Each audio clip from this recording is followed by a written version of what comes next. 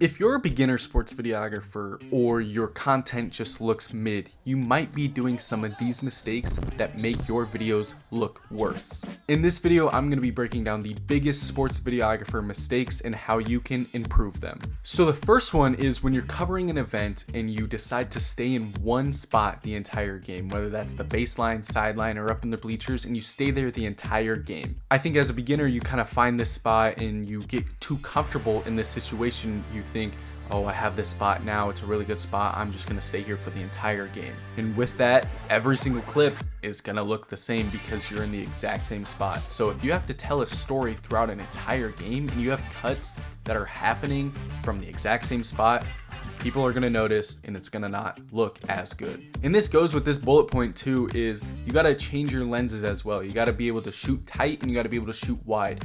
At the end of the day, we're trying to tell a story of how the game went, and if you're staying in the same spot, you're getting the same shots with the same focal length, it's not gonna look as good. Trust me, switch sides, go up in the bleachers, go on the sideline, go on a different baseline, change lenses, and your stuff is actually gonna look a lot better. Next is a topic that I see happen a lot with videographers, and this is something right when the ball goes in the basket or right when the person scores a touchdown, they don't film long enough to get the really good reactions. The reactions happen after the touchdown or after a made basket. You're not getting to the player quick enough. You're not finding someone that shows emotion quick enough after the point has happened.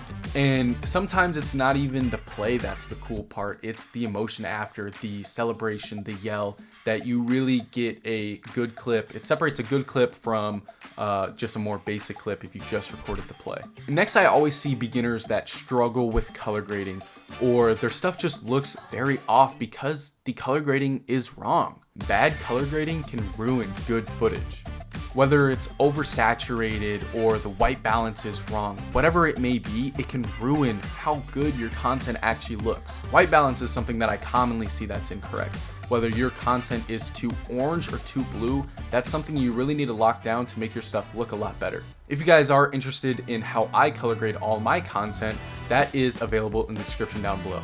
All you need to do is nail your exposure and your white balance and add that LUT, and your stuff is gonna look a lot better. Next, this is kind of on the editing side, like so after you shot everything and you go to edit it and then export for social media or export it for wherever you're going, and your sequence settings or your timeline settings are incorrect. And what I mean by that is a lot of times there are people shooting in 60 frames a second or 120 frames a second, and so when they drop in their clip, then the timeline is at 120 frames per second.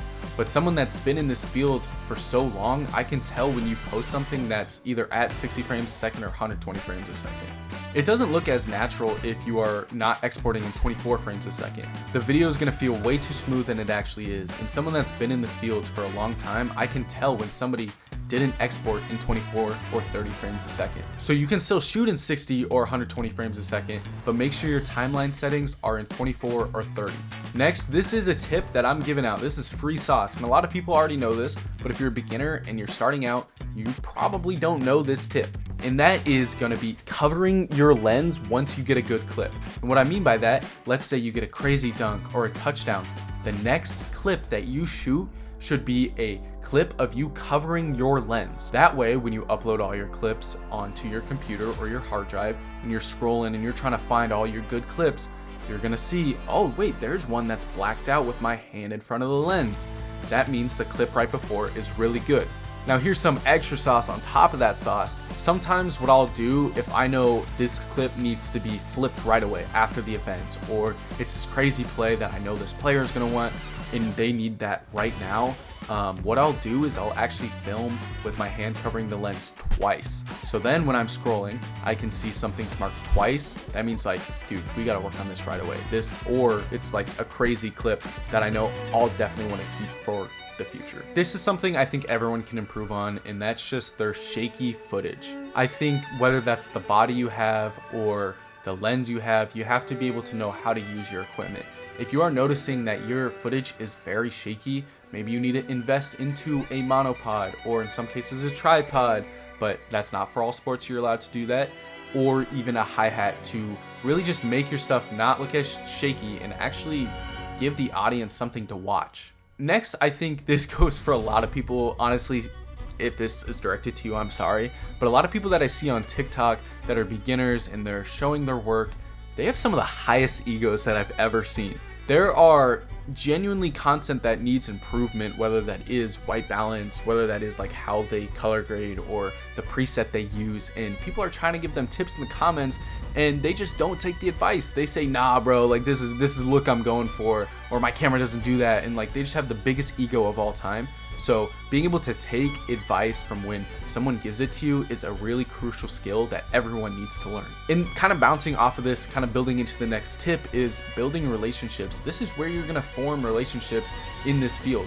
If you can take criticism from the people around you, the people on the sidelines, and actually learn from them, this is a huge benefit that beginners can really profit from, and learning from the people around you. And then who knows, they could be your friend down the road that refer you to a client that makes you money. And that's why relationships are just the most important thing in this field, and beginners don't utilize them as much as they should. Then finally, I touched about this in my last video on how to gain confidence as a sports videographer or as a videographer in general, but you have to shoot more.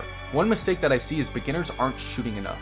They shoot their one school, they shoot their one game a week that they want to go to, and then that's it. And then it's rinse and repeat the next week. One thing that I always mention to beginners starting out, or people that reach out to me for help, is I tell them you can't just be limited to the school you're covering.